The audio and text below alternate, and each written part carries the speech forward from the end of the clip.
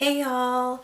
It has been a really tough weekend here at the Markley's house, but you know what? We are pushing through, we are trucking through. It's one thing that my dad has always shared with my brother and I when he was doing prison and jail ministry, and he just got a phone call of a family or friend passing, or if somebody's sick in the hospital, and this was literally right before he would have to, go and preach into a cell, either in prison or in jail. And something that he always shared with my brother and I is not necessarily the show must go on, but that we need to move forward, and most importantly also to just pray that God would give you the strength to help you push through such hard moments in your life. And so that's what I'm going to do. I actually felt it was deemed necessary to really just talk about our veterans, our military men and women, and also what it's like to be married to a veteran. So truly, my heart beats true for our red, white, and blue. I am very, very proud veterans wife, as you can see. And I also wanted to share, so I love to collect mugs. It's not my husband's favorite thing in the world because we're trying to find some more space in our cupboards. But I just want to give a huge shout out to the Ashley, my uncle Ashley and Katrin, who own the Ashley Inn in Cascade, Idaho. I love them so much, and I'm so thankful also for their children. We have Tyler, we have Andrew, and we have Kristen and Matt, who Matt also served in the Navy. Thank you so much, cuz, for your service. But they also run an RV camping park as well. Camping park, I believe, camping lot. Somewhere along the lines, but y'all know out there what I mean. But I just wanted to, just give a huge shout out to my extended family. I love family. Family is everything to me, and so I want to give a huge shout out to them. I thought it would be so cool. So moving forward,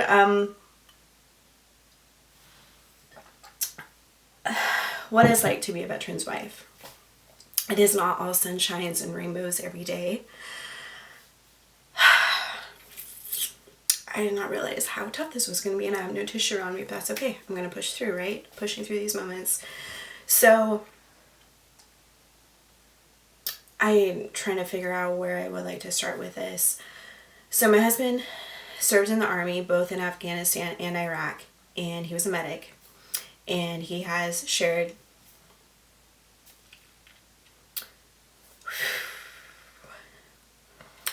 some stories with me about the people that he's lost. Not just at war, but also, his fellow men who have committed suicide, and also one of his leaders who committed suicide. It's not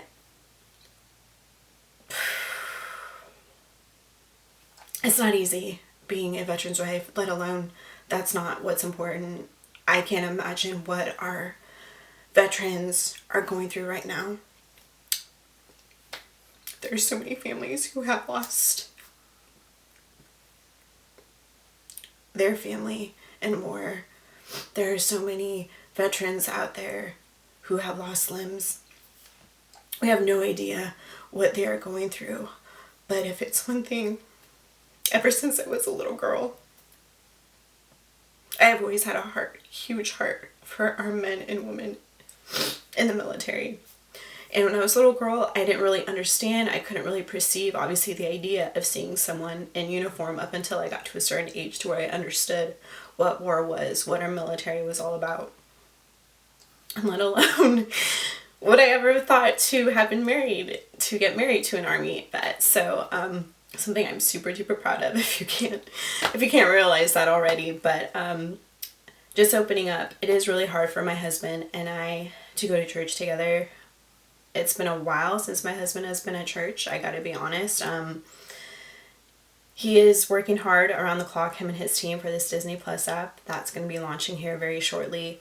But also his PTSD triggers. He is the one where he always wants to sit in the very, very back of the church just so he's staying alert. So if an active shooter comes, and again, this is coming from somebody who was in the Army, so he's always alert. So he prefers to stay in the back of the church, and anytime the door opens, he's constantly like looking. He's constantly, again, just staying alert, and he's not really paying attention to what the pastor is saying. Now, obviously, I don't blame him for that, just because, PTSD it's pretty serious stuff. There have been some minor quarrels that we've had in our marriage, and sometimes he becomes a different person, and it scares the heck out of me. And I gotta realize, again, it's his PTSD that's triggering. We can't go on long drives. He prefers to be the driver, maybe because he's scared of my driving, I don't know, but he prefers to drive, and he can only drive a certain amount of time before his knees start hurting, so he starts punching his kneecaps like crazy, because again, he got hurt knees from the army. He's the one to where he likes to stay in the comfort of his own home. And with me, I'm extremely opposite. I have such an adventurous spirit. I love to explore new things and like be a tourist, and like my home state, everywhere I live, I always like to be a tourist. And he's not. He's, again, just that type of person. He doesn't like to be around crowds of people. He doesn't like to go out. Again, he just likes to stay in the comfort of his own home. So having two opposites like that, we have learned and are still learning to compromise, and it's rough. It's tough, again, not just for me, because I am, again, I mean it from the top of my head to the soles of my feet, I'm a very proud veteran's wife. And so, yeah, there are definitely some hard times in our marriage, and something that God is continuing to teach me is to be patient with him, to love him, and to be there for him when I can. I was going through a rough time this past weekend with an extended family member passing away. And I know, to my husband, it's second nature to him when somebody passes away. And I felt like my husband wasn't there to support me this past weekend. I know he's been busy working, but again, it's just, I need to understand the fact that he's been at war. So he's seen death, right in front of his eyes. He's seen all that terrible stuff that happens over there. And so I have to remember to be patient in that, and to, again, just to continue to love him, and to draw strength from the Lord and comfort from the Lord. And so I am so thankful for my husband and for his service for our country.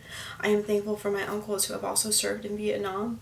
I am so thankful for my cousins who have served in the Marines and in the Navy. And again, to all of our veterans out there, thank you so much from the bottom of my heart. I appreciate you. I adore you. I love you so much, and I am so thankful for your service. And regardless, however you feel about war, this isn't about you. This is really about a day to where we reflect and we take the time to appreciate our men and women who are fighting and who are continuing to fight on those front lines. I am so thankful for those sacrifices that our men and women have just taken, again, especially for our military families. I can't imagine how that is, and having, a current military family member leave and not knowing if they're going to be able to come back home. And so I'm just so, again, just have such a huge heart and appreciation for our military families. So I just wanted to wish you all a very, very happy Veterans Day. And again, to our veterans out there, what you did matters to so many people. You have no idea. And I'm just so thankful for your sacrifice. And I just want to say thank you so much from the bottom of my heart. Without you, I wouldn't be able to be in this moment.